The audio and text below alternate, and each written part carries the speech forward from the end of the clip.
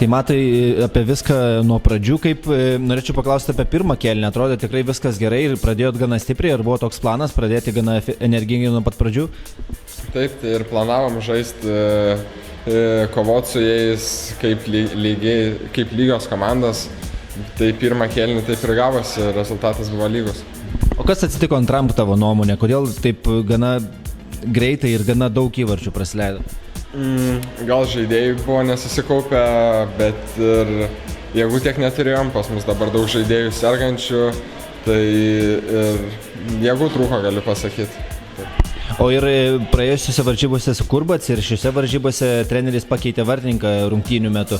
Kaip manai, ar tai yra kažkoks planuotas strateginis keitimas, strateginė rotacija, ar labiau, kad treneriui nepatiko, kaip vartininkas stovi? Gal ne tiek, kad nepatiko, bet tiesiog pamatė treneris, kad nesigauna, gal ne jo diena, sunkiai sekasi ir tiesiog pakeitė į kitą.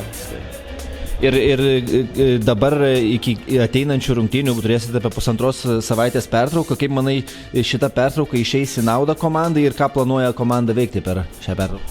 Tai visų pirma, pailsėsim po šiandienos varžybų ir sekančią savaitę ruošimės fiziškai, bandysim pasiruošti, sekančios varžybos irgi prieš stiprius priešininkus, tai bandysim pasiruošti kiek įmanoma daugiau. Ačiū. Ačiū.